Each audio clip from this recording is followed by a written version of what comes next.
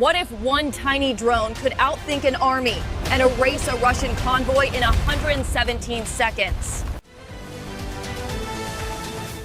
At exactly 14:46 hours, the silence above the Kursk frontier shattered. A Ukrainian FPV drone, 7.5-inch carbon fiber frame, armed with a 2.1 kilogram shaped charge, skimmed the treetops at 148 kilometers per hour, its propellers slicing through the humid air like scalpels. Below, a Russian convoy crept across a fractured bridge. One 152mm Gyatsint B howitzer, 3 Tiger armored escorts, and a truck hauling shells wrapped in canvas, and hope. The bridge groaned under their weight, half rebuilt, half ruined, the perfect choke point. The drone's camera flickered with static, electromagnetic noise from a repellent one-jammer pulsing in the distance. Each frame of video looked like it might be its last. The operator's hands tightened around the control rig. Voltage steady at 16.9 volts, GPS lock fading, signal bars bleeding red. At 400 meters, the drone dropped to 2 meters above the deck, weaving through concrete dust and smoke. Then the shooting started. Short bursts of 5.45mm fire tore the air. One round punched through the left motor, slicing a wire clean. The drone lurched sideways, wobbled, then corrected itself. Still flying, still hunting. The AI recalibrated pitch angle in 0.09 seconds, correcting for asymmetric thrust. Distance, 120 meters. The operator whispered into his mic, "Hold the line 1 more second." At 14:47:29, the drone hit the target head-on at 63 kilometers per hour. The copper jet of the shaped charge pierced the ammunition truck, igniting 8 artillery shells in sequence. A wall of smoke and steel erupted skyward. The bridge disintegrated in a rolling wave of fire, and from 5 kilometers away, the operators saw the flash through their screens. 16 minutes before that explosion turned the river into fire, the real game had already begun. At 14:30 hours, a Shark D2 reconnaissance drone floated silently 1.2 kilometers above Kursk's borderlands, its optical lens locking onto a faint metallic glimmer below. The Russian convoy, 1 howitzer, 3 armored escorts, and a dozen soldiers on foot, crawling across a half-collapsed bridge that could give way at any second. But the drone wasn't alone in the sky. Each second of live feed it sent back was a whisper across the electromagnetic spectrum. A whisper that Russia's Zoopark M counter-battery radar could hear. That radar wasn't designed for drones.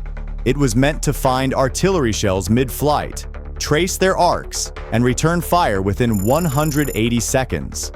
Now, upgraded with new software and field AI, it could locate a drone operator by triangulating 2 bearings within 3 kilometers. The Ukrainian crew knew the odds. Staying on one frequency for longer than 4 minutes 10 seconds meant a 42% chance of being hit by counterfire. So, they switched tactics. The control rig began frequency hopping across 132 channels every second, transmitting for just 0.25 seconds before going silent for 20. The pattern looked random, but it was orchestrated chaos. At 14:38, thermal sensors detected a new threat. An Orlan 20 reconnaissance UAV approaching from the north, scanning for heat signatures. The crew went dark, literally. They covered themselves in thermal-shielded blankets, suffocating under their own breath to stay invisible. Before disappearing, the pilot sent one last encrypted ping, a digital breadcrumb on 446 megahertz, a forgotten civilian band. Russia rarely monitored coordinates, wind, convoy speed, and a warning. 3 layers of defense. Expect the worst. And as the signal faded, another drone warmed up 4 kilometers away, ready to enter what soldiers now called the dead zone. By 14:40 hours, the invisible battle for control of the air had already begun.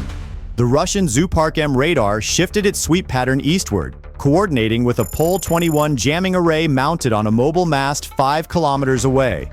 Together, they formed a dome of electronic interference stretching nearly 1.5 kilometers wide, a storm of microwaves dense enough to blind any unshielded circuit. Within seconds, the Shark D2's video feed began to fragment. Colors warped. Frames froze. The horizon bent under static. The drone's onboard systems detected signal attenuation of 92 decibels, enough to drown a satellite uplink below. The convoy moved at a deliberate crawl, 14 kilometers per hour, almost mocking the silence above. The Ukrainian operators switched to emergency protocols. Manual control was no longer possible. Latency had reached 2.8 seconds, a fatal delay in drone warfare. Instead, they activated a dead reckoning algorithm, cross-calculating last known coordinates, speed, and direction to predict the convoy's exact position every half second. But transmitting that data to the strike unit meant suicide. Direct radio would light up the electromagnetic spectrum like a beacon, so the team improvised. They compressed the data into a single 320-byte packet, encrypted with a civilian-grade XOR mixing key, and fired it off on 446.1 MHz, a band used mostly by construction crews and hobby radios. Transmission time, 0.28 seconds. Power output, 0.9 watts. Too short to trace, too weak to notice, but enough to guide death. 4 kilometers away, a second FPV drone powered up. Voltage 17.2, signal bars green. It would be flying straight into the most hostile piece of sky in Eastern Europe. At 14:42 hours, the strike drone lifted off from a camouflaged clearing east of the front line. Its carbon frame measured just 7.5 inches across, but inside, the power system hummed with 17.2 volts of charge, enough for 8 minutes and 20 seconds of total flight time. It was armed with a 2.1 kilogram EFP, explosively formed penetrator, designed to punch through armor plating and detonate stored ammunition inside. The operator, callsign Falcon 9, engaged manual mode and set course 4 kilometers west, straight into the electronic void. The first minute was smooth. Altitude, 3.2 meters, terrain masking behind shattered buildings. Speed steady at 138 kilometers per hour. But at 1.9 kilometers from target, the signal degraded. The image fractured into static ribbons. The transmission delay spiked from 120 milliseconds to 2.3 seconds. Repellent 2, a next-generation jammer mounted on a truck near the bridge, had locked onto the control frequency. The air around the drone became digital chaos, 430 watts of directed noise, enough to fry consumer electronics within 300 meters. The onboard sensors registered heat from the jammer's antenna array, 76 degrees Celsius and rising. Then the screen went black. For the next 37 seconds, the drone flew blind, guided only by an inertial unit cross-linked with gyroscopic drift compensation. No eyes, no feedback, only numbers. At 740 meters, the camera flickered back for one single frame, a steel beam glinting in sunlight. The convoy, halfway across the bridge. That was all it needed. The AI locked the trajectory, armed the fuse, and accelerated. Beyond that line of interference waited the enemy's final guardian, an interceptor drone already diving from the northern sky. At 14:44 hours, 2 drones met over the cracked bridge, one built to destroy, the other to protect. The Russian Interceptor M dropped from 28 meters altitude, its 4 rotors whining at 19,000 revolutions per minute. It carried no warhead, no payload, just speed 142 kilometers per hour in a near vertical dive. The Ukrainian strike drone, weighed down by its 2.1 kilogram charge, could barely push 128 kilometers per hour level flight. Physics favored the hunter. Distance, 300 meters. Closing speed, 274 kilometers per hour. Impact in 3.9 seconds. The Ukrainian operator yanked the controls left, forcing a 5-3G turn. The drone's carbon arms flexed dangerously. Motor temperature climbed to 91 degrees Celsius. The interceptor overshot, missing by less than 2 meters. Both pilots fought battery drain in real time. Ukrainian voltage down to 15.1, Russian power dipping below 14.7. Then the Russian drone climbed again, looping high for a second strike. using gravity as thrust. The Ukrainian pilot did the unthinkable, cut throttle completely. His drone dropped like a falling blade, free-falling from 12 meters to 2 meters in 1.7 seconds. The interceptor dove after it too fast, too committed. It sliced through the empty space where its prey had been. The Ukrainian pilot re-engaged at 32% throttle, catching airflow just above ground level. The machine wobbled violently. Flight controller executing 8,200 corrections per second to stabilize. Now, both drones were low, slow, and dying. A turning fight began, two blurs circling at 80 kilometers per hour, each trying to get behind the other. In a desperate move, the Ukrainian drone climbed vertically at 10 meters per second, stalled at the apex, spun 180 degrees, and plunged nose first. The Russian operator couldn't react in time. The interceptor crossed below, blinded by sunlight, reflecting off the water.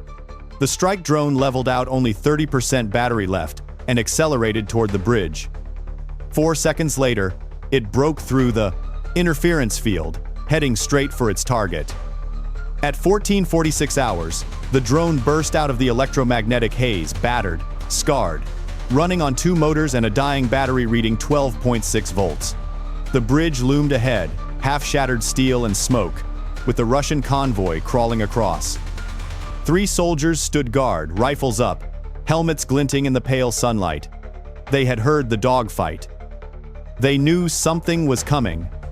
At 240 meters, the first burst of 5.45 millimeter fire struck.